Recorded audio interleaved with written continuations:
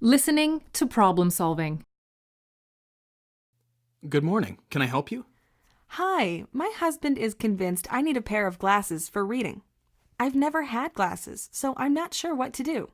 Well, you've come to the right place. Have you had your eyes checked recently? No, not recently. I get regular checkups from my family doctor, but I don't remember him checking my eyes. Okay, so the first step is to see an eye doctor and get your eyes tested.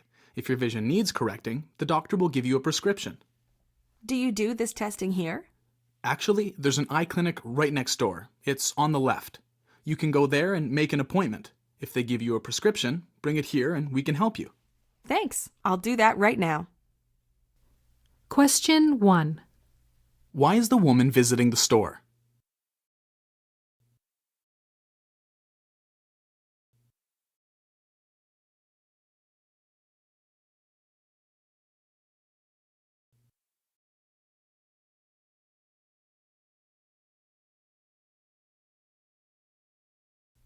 Question 2. Why does the man suggest going to an eye doctor?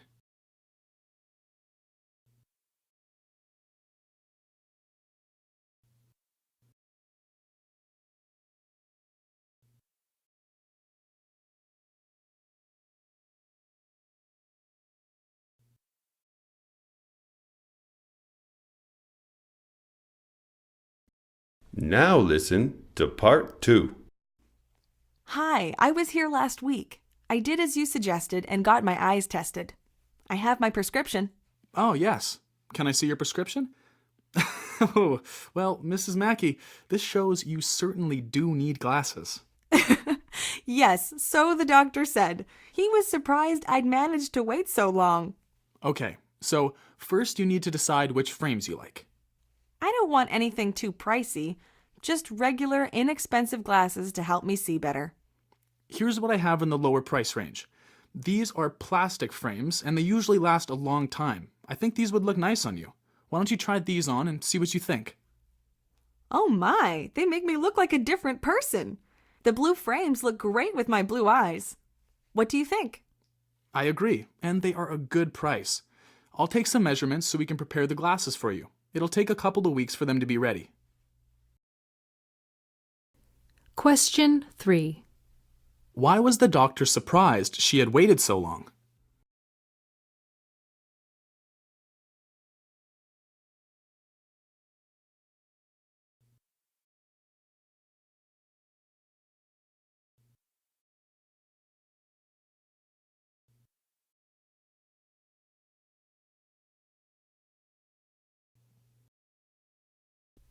Question 4.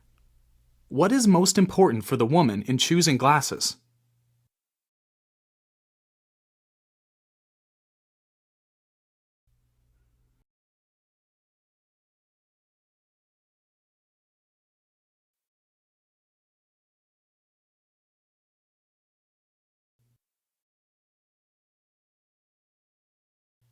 Question 5.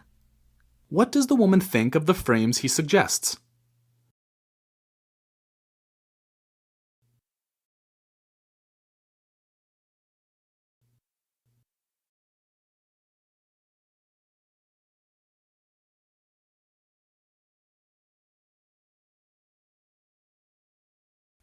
Now listen to part 3.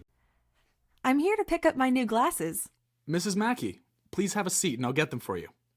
Here we are. Try them on. Oh my goodness, these are awesome. I can see. And the text on my cell phone is so much clearer. I won't text the wrong person now. This is wonderful. Here's a special cloth and cleaning solution. If you always use this, the lenses won't get scratched. Just wet the glasses, spray on some solution, then dry them with the cloth. I do that every morning. This is wonderful. My husband will be delighted that I can see now and that this whole experience didn't cost as much as he feared. Thanks so much.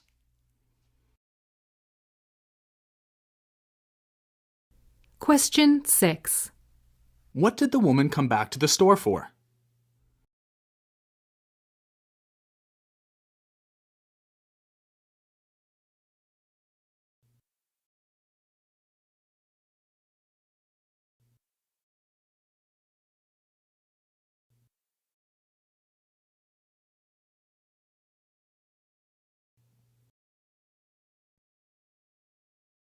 Question 7.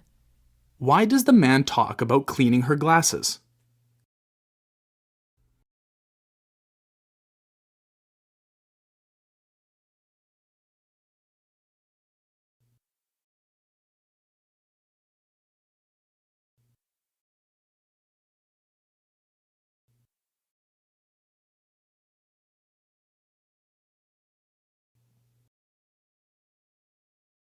Question 8. What will the woman probably do next? A daily life conversation. You will hear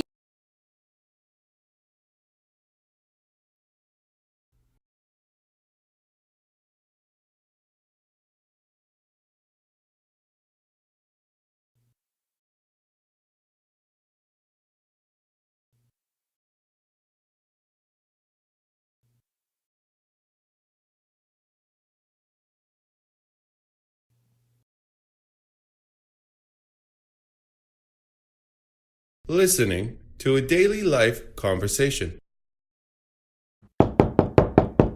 Yes? Come in. Professor Winter, you're ready to see me? Of course, yes. Please come in, Yoshi. Have a seat. Can I get you something? Some coffee? Some tea? I have some tea made. No, thank you. Oh, well, yes, please. Here you are. Now, Yoshi, I wanted to talk to you about how you're doing at Columbia College. Let's see. You've been here 2 months already.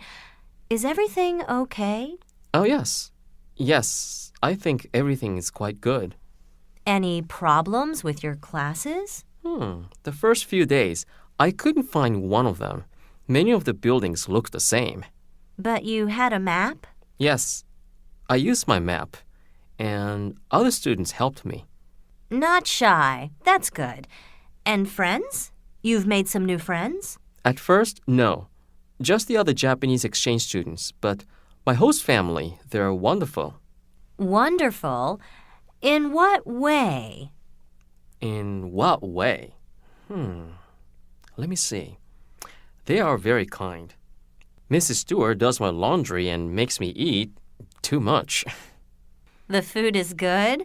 You probably miss Japanese food. I go out sometimes, but Mrs. Stewart is a good cook. Just too much food. I'm not used to it. Now, the Stewarts have a daughter, also a student here. She's your age? Yes, Melissa. Her name's Melissa. And have you become friends? Yes, and Melissa is very helpful and fun. Fun. Yes, she likes to party. She parties all the time. As soon as Mr. and Mrs. Stewart go out, she calls all her friends and... Does it affect your schoolwork, all this partying? Perhaps, but it's a lot of fun. Question 1. What is the woman expressing towards the man?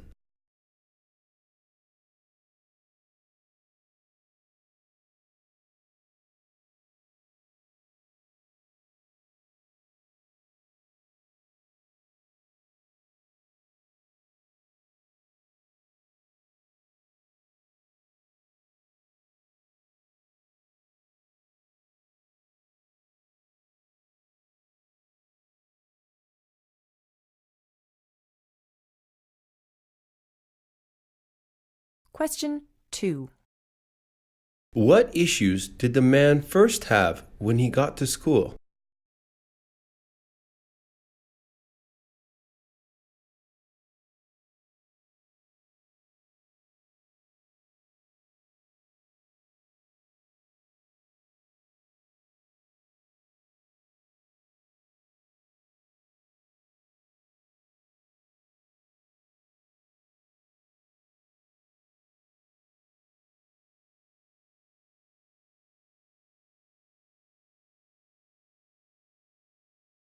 Question 3.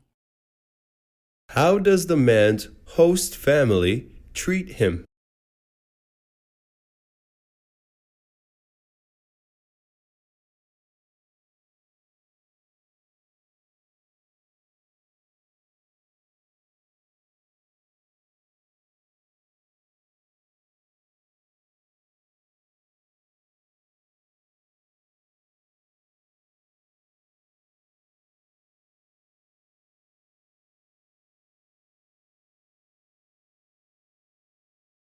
Question 4.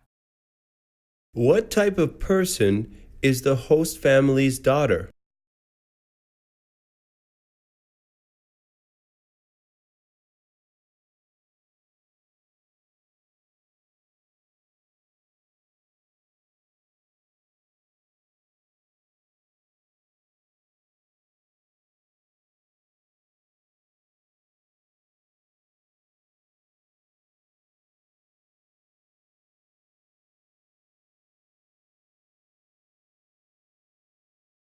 Question 5.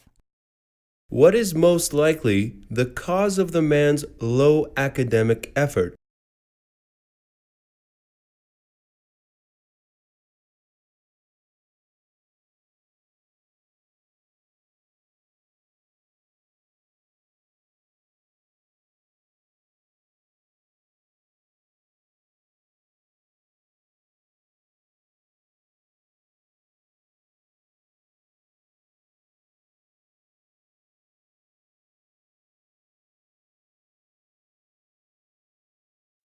Listening for information.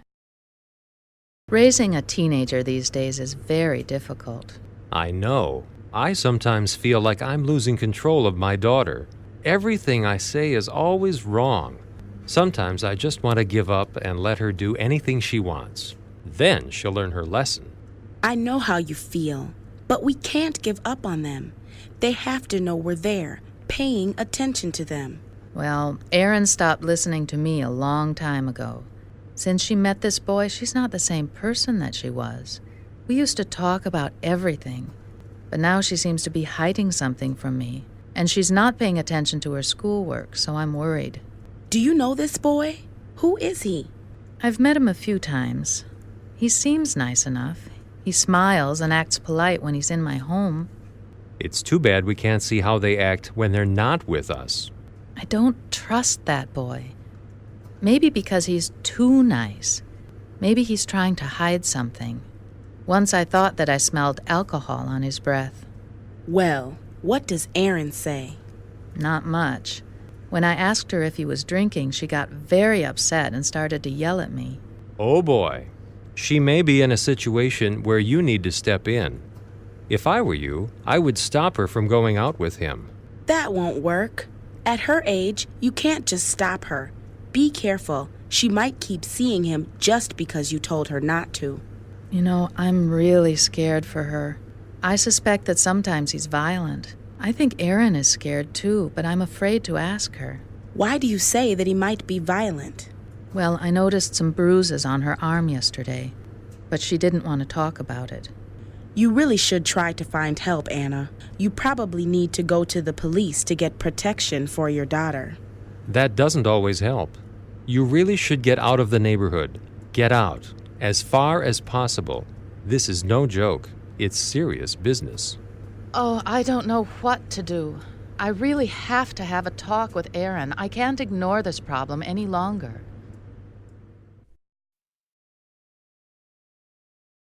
Question 1. What are the speakers discussing?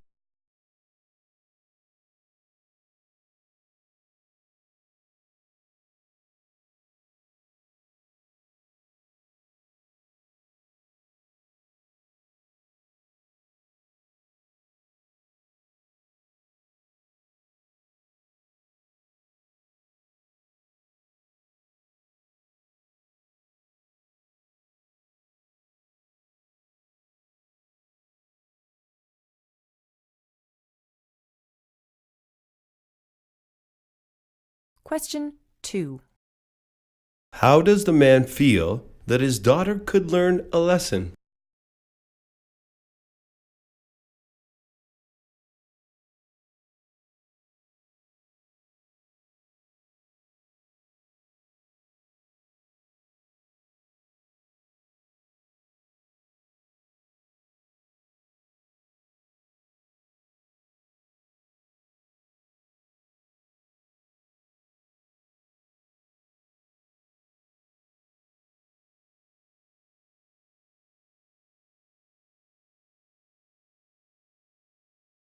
Question 3. What issues is the woman having with her daughter?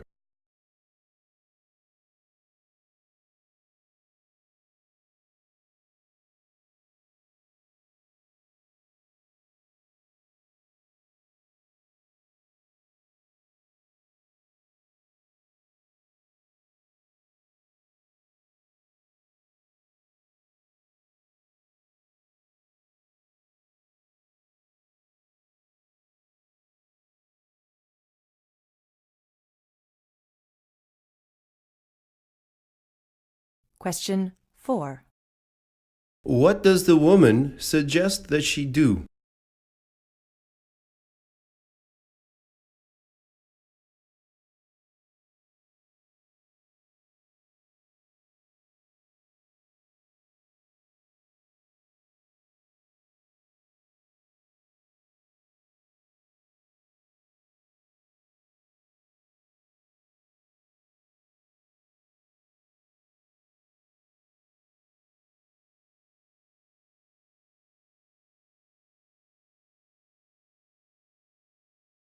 Question 5. What does the man suggest that she do?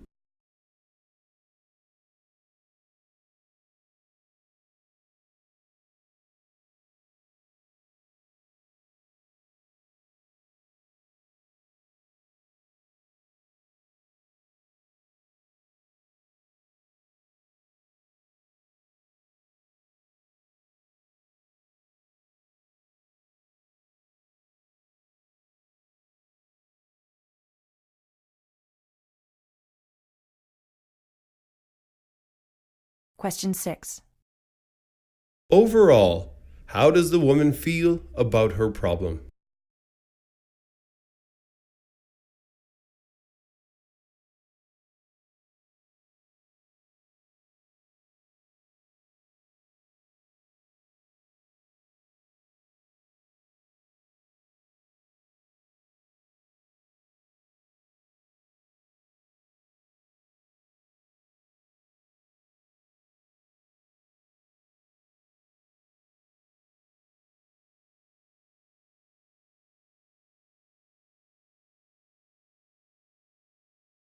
Listening to a news item.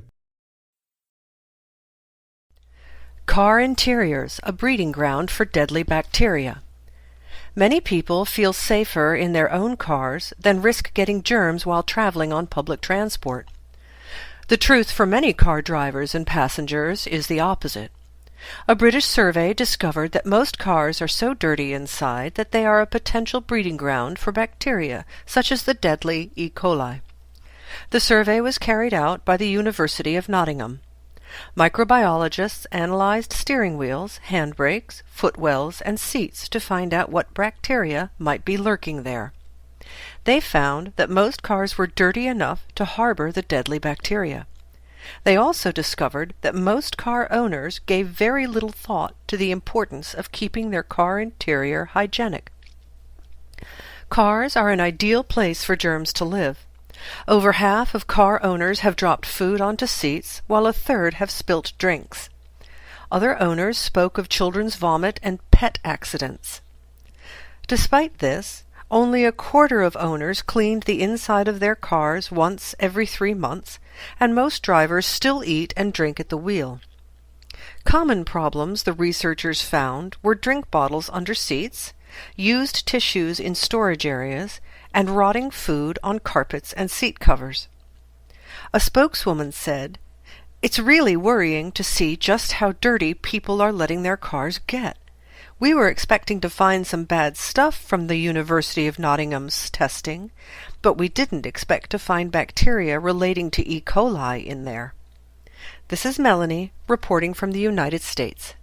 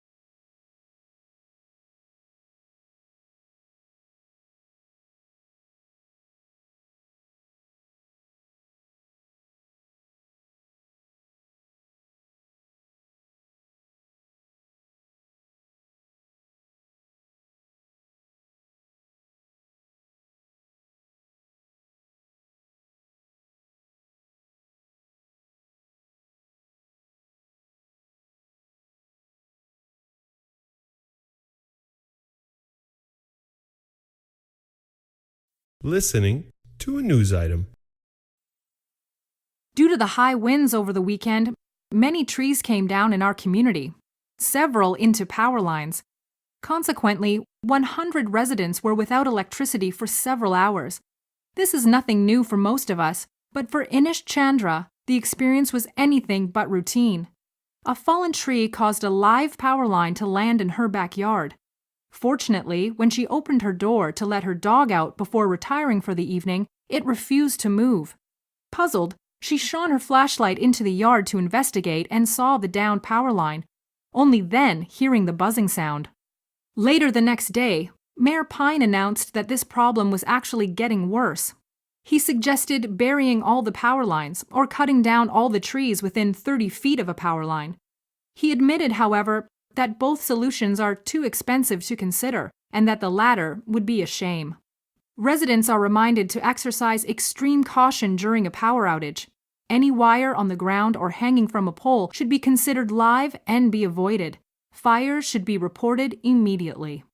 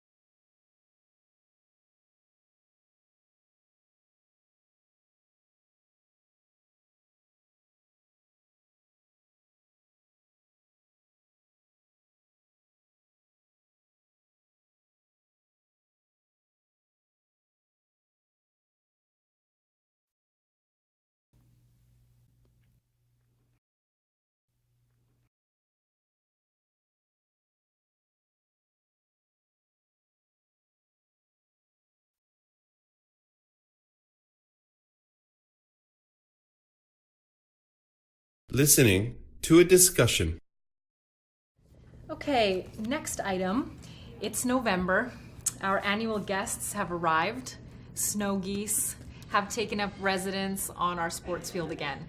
Looks like a few thousand of them. Not again. Last year they stayed till April. I guess that's when they migrate back to Siberia? Yeah, my 4-year-old nephew said that he saw them grazing on the school grounds. He said it wasn't a bad thing, though.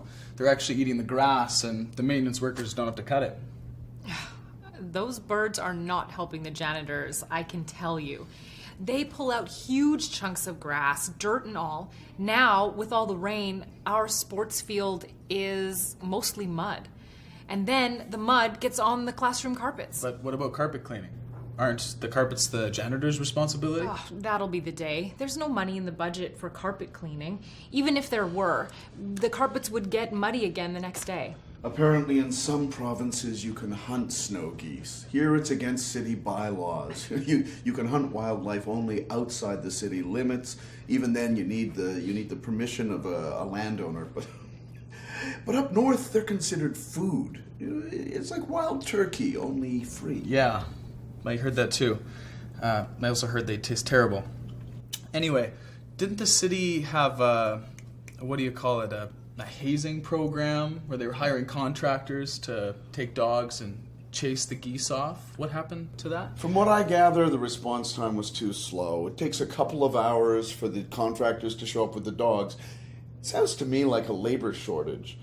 I doubt that there's a large population of dog owners out there who want to be available to work 24/7 as a professional goose chasers. Maybe not, but wasn't there an ad in the paper asking for volunteers? They were hoping people would let their dogs off leash in trouble areas after school and on weekends.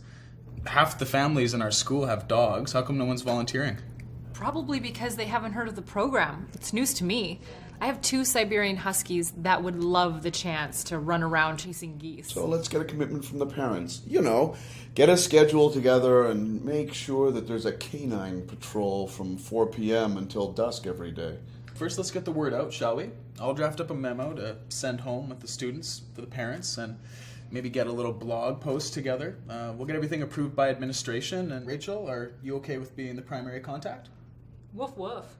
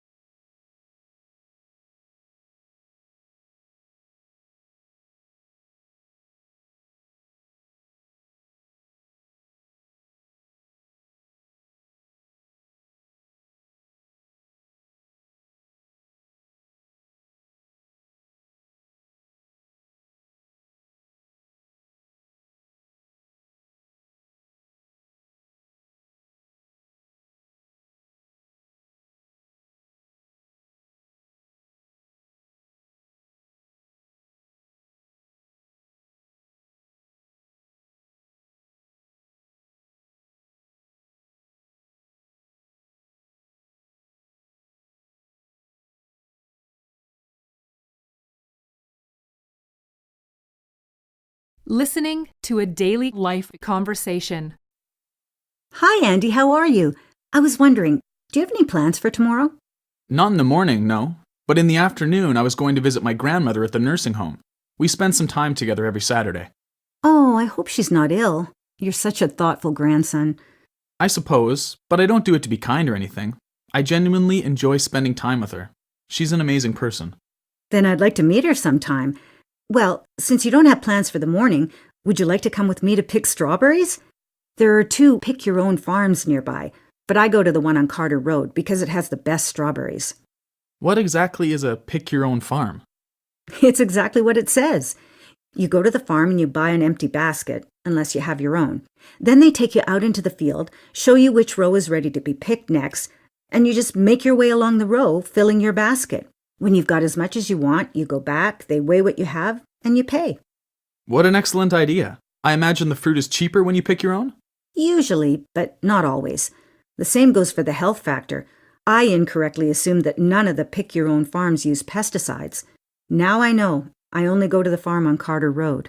Ah, I bet people who make their own strawberry jam get their strawberries at pick-your-own farms, if only because they'd be fresh. That's certainly true. Often they take their kids and make a day of it. Some farms even have a play area for the kids. Okay, let's do it. We can take some fresh strawberries to my grandmother in the afternoon. I'll introduce you. Question 1. What is the main purpose of the conversation?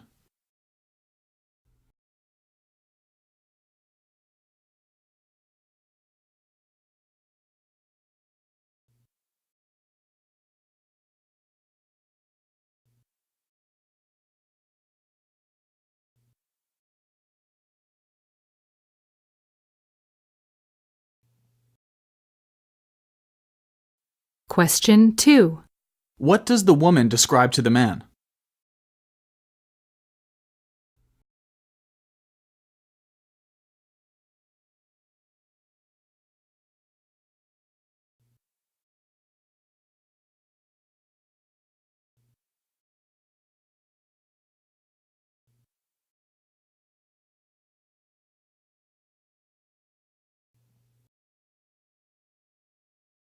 Question 3. Why does the woman prefer the farm on Carter Road?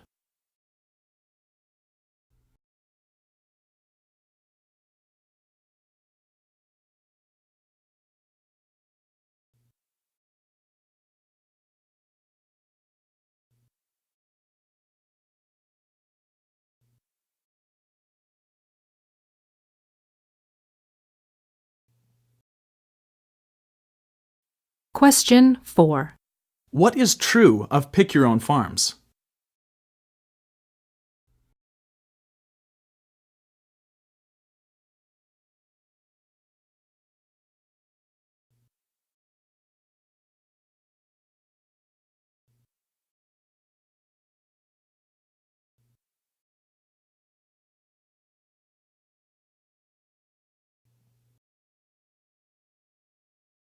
Question 5.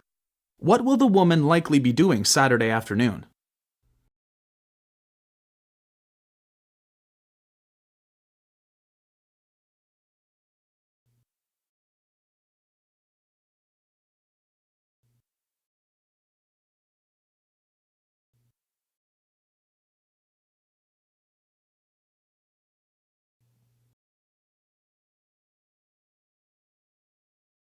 Listening to viewpoints.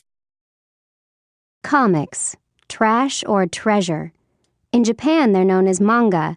In Latin America, historietas or historias en cuadrinos. In Italy, fumetti. Some people call them graphic novels. But no matter what you call them, comics are a favorite source of reading pleasure for millions in many parts of the world. In case you're wondering how popular they are, the best-selling comic in the U.S. sells about 4.5 million copies a year. Mexico's comic titles sell over 7 million copies a week. But Japan is by far the leading publisher of comics in the world. Manga account for nearly 40% of all the books and magazines published in Japan each year. Ever since comics first appeared, there have been people who have criticized them. In the 1940s and 50s, many people believed that comics were immoral and that they caused bad behavior among young people. Even today, many question whether young people should read them at all. They argue that reading comics encourages bad reading habits. In more recent years, some comics have been criticized for including violence and sexual content. On the other hand, some educators see comics as a way to get teenagers to choose reading instead of television and video games. And because of the art, a number of educators have argued that comics are a great way to get children to think creatively. Some recent research has suggested that the combination of visuals and text in comics may be one reason young people handle computers and related software so easily.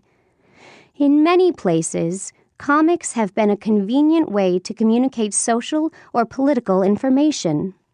For example, in the 1990s, comics were used by the Brazilian Health Ministry to communicate information about AIDS. In Japan, the Education Ministry calls comics a part of Japan's national culture, recognized and highly regarded abroad. Comics are increasingly being used for educational purposes, and many publishers there see them as a useful way of teaching history and other subjects.